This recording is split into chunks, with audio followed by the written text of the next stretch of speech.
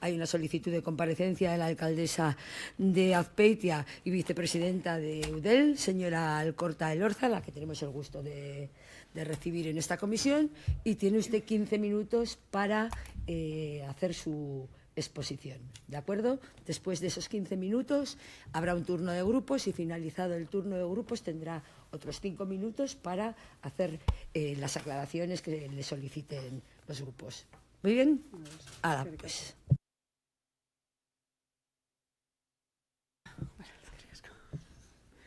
Bueno, Azpeitiko alkate gisa hitza hartuko den saio honetan, nolabait aurkeztu berritzaigun lege proposamenak udaletan izan dezaken eragina mahai gainean jartzen saiatuko naiz. Hau da, testuko edukia errealitatera emanez gero, udalek ze ondorio jaso edo jasa ditzakegun saiatuko naiz esaten, batez ere udal kudeaketan egunerokotasunak erakutsi didanean oinarrituz. Eta alkate gisa etornez nolabait kokatu nahi dut nire interbentzioa.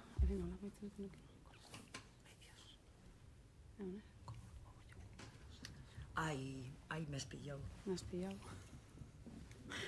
Pointa. Creo que va... Intro. Ajá. Ay, qué buena soy. No me lo puedo creer. Espera, que te paro. Para. Ya está, ¿eh? Yo creo que tienes que ir simplemente... Eso es. Ahora para atrás me imagino que será retroceso. Vale. Vamos, es que soy... No me beso mal porque no me llevo.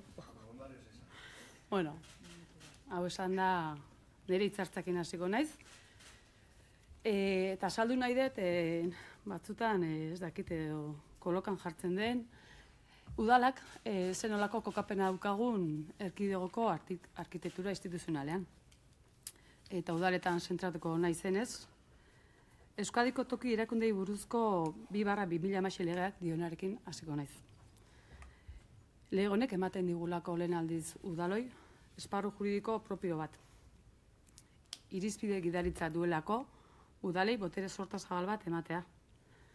Eta esan behar da gainera lege hau, udaloi autonomia eraginkorren estandar altu batzuk bermatzeko diseinatu izan zela, apustu garbi bat egin zela udalen sendotze instituzionalen alde. Udalok garelako herritarrengatik gertuen gauden instituzioak.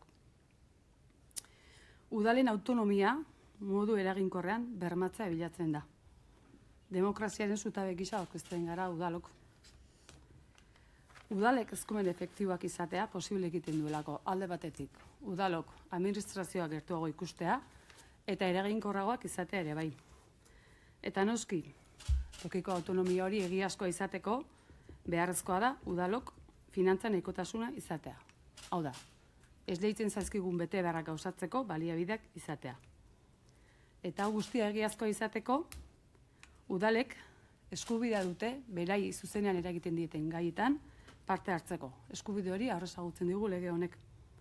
Eta geroxeago sakonago aipatuko badut ere, udalok eskubidea dugu guri eragiten diguten arauen tramitazioan parte izateko. Eta nola ez, guri eragiten diguten finantzazio eraiketak erabakitzen dituzten instituzioetan parte egoteko ere. Berriro esango dut, udalok gara herritarrengatik hurbilen gauden erakundeak. Eta beraz, herritarren behar izanak ere ondoen ezagutzen ditugunak. Horregaiti du garrantzia eskumen eta kokatze instituzional hau lege honetan jasotzeak. Nola ez, finantza sistema egokitu batekin.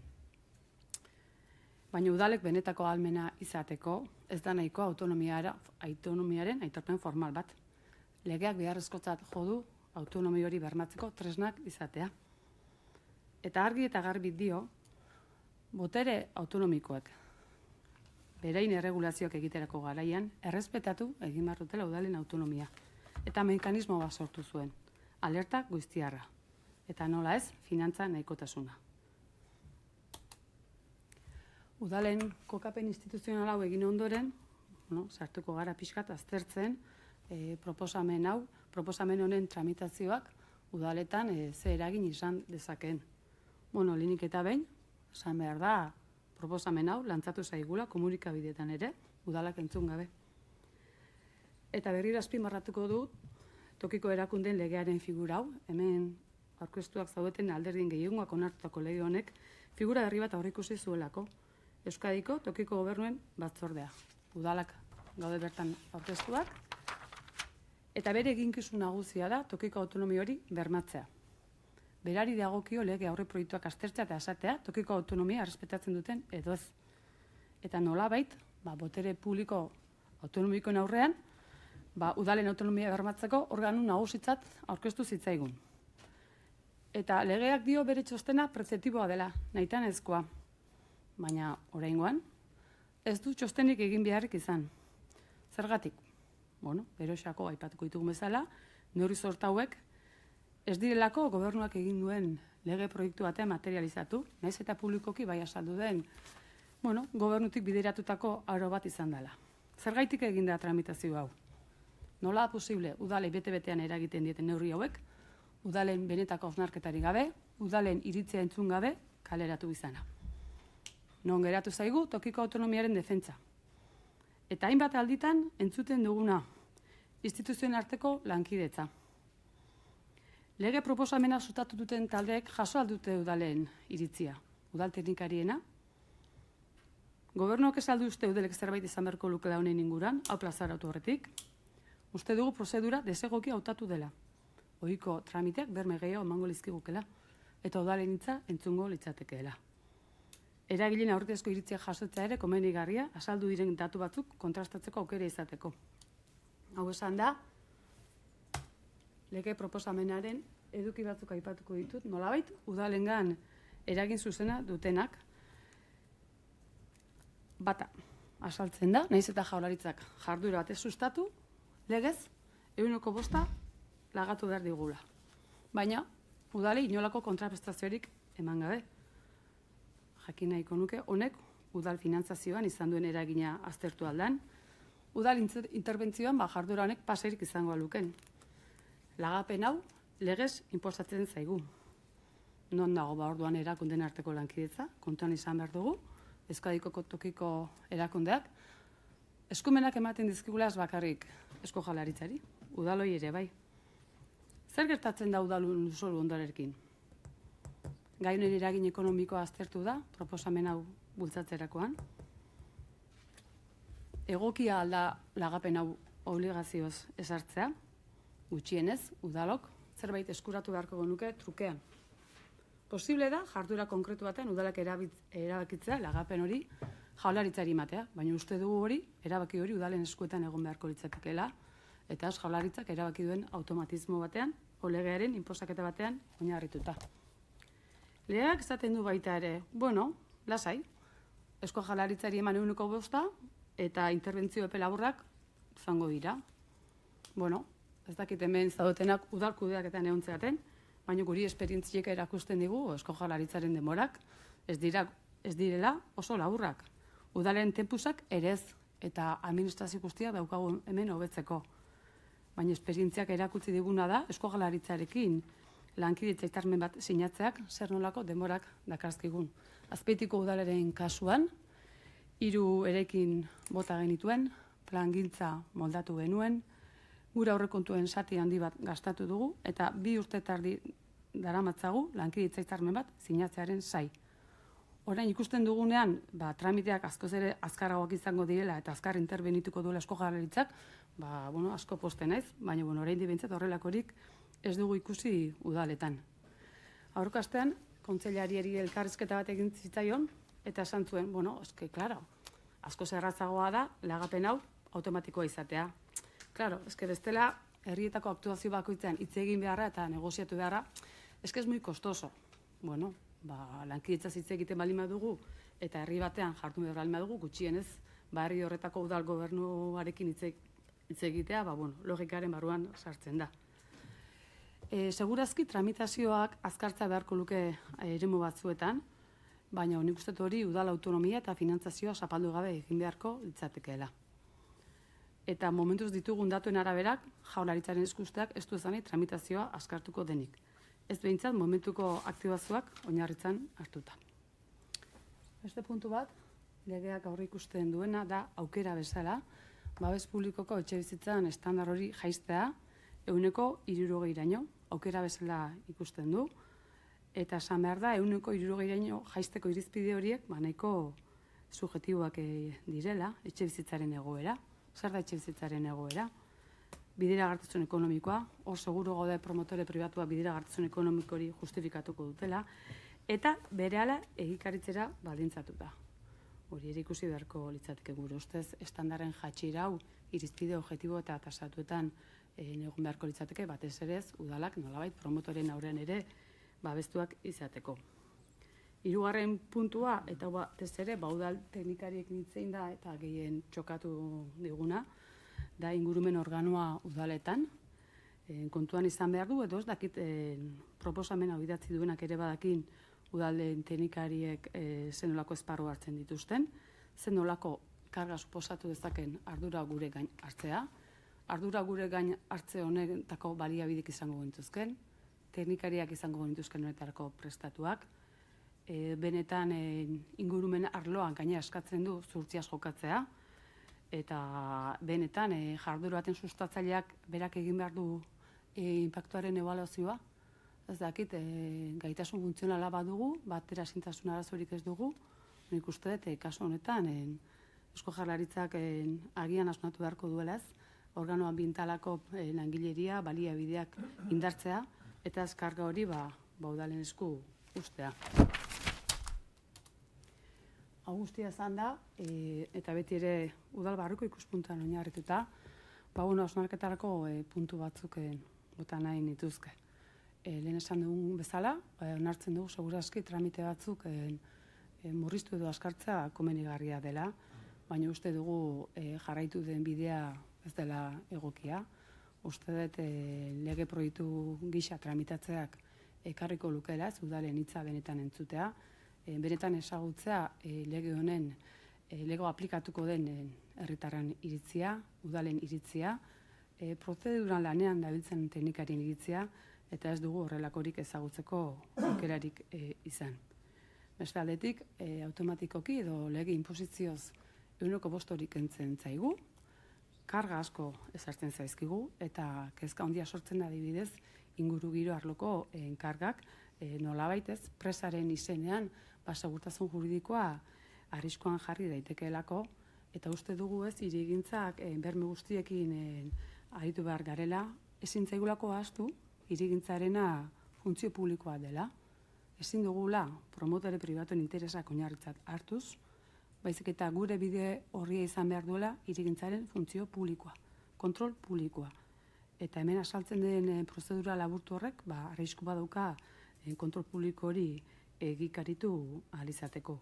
Uste dugu interes pribatuak lehenetxe egiten direla, jarduera oso garrantzitsuetan ordenazio estrukturala gainditu egiten dela, zenbait tramitazio kenduz, deliberazio prozesuak ekidinez, eta uste horren gure hausnarketa guztia hor jarri behar dugula. Horrelako lege proposamen bat egiten duenean, oinarrian, zer daukagun? Funtzio publikoa, irizpide publikoa, edo benetan ze interesi erantzuten diogun. Argi dago proposamen honek zer lortu nahi duen, eraikitzaren aldeko apustua, guk onartzen dugu eraiki ere egin behar dela. Kontseilariak argi eta garbi esan zuen, ez daukagu inolako dudarik. Hemos querido hacer una autopista para construir. Eta argi dago, mekanismoak jarri dituela horretarako, baina uste dugu autopista guztietan peajak daudela, eta peaje horiek ezarri beharko genituzkeela interes publikoaren baitan. Mekanismoak aktibatu dira, baina arlo publikotik udalok berme batzuk galdu ditugu. Asko hitz egiten da emergentzia habitazionalaz, hau da, etxebizitza eskaera gutxi daudela, baina ematen parekatu egiten dela etxebizitza eskaera eta etxebizitza kopurua.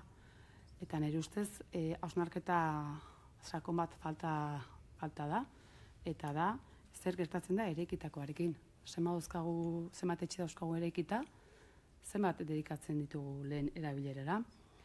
Uste dut, 3/2015 etxebizitza legeak argi eta garbi esaten duela etxebizitzak funtzio sozial bat bete behar duela, etxebizitza bizitzeko dagoela, eta etxebizitza hori utzik baldin badago, ez duela funtzio sozial hori betetzen.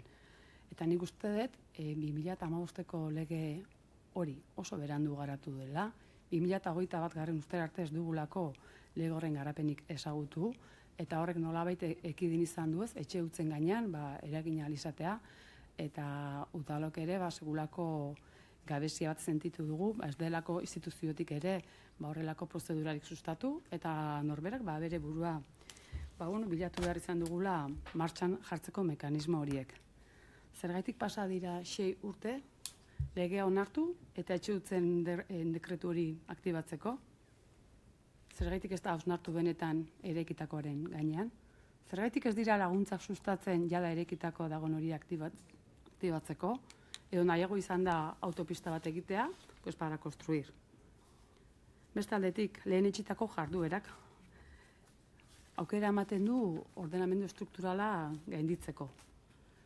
Eta galdera luzatzen dut. Hemen dauzkagu zuzentarauak, lurralde antolamendua egiten dutenak, gero daukagu hirigintza antolamenduko plan orokorra, parte hartze luze batekin onartzen dena, eta horrelako proiektu batekin aldatu dezakegu ordenazio estrukturala, ez dakite oso legitimoa den planteamendu hau. Eta isiltasun positiboa, legez, ebazteko epe motzekin.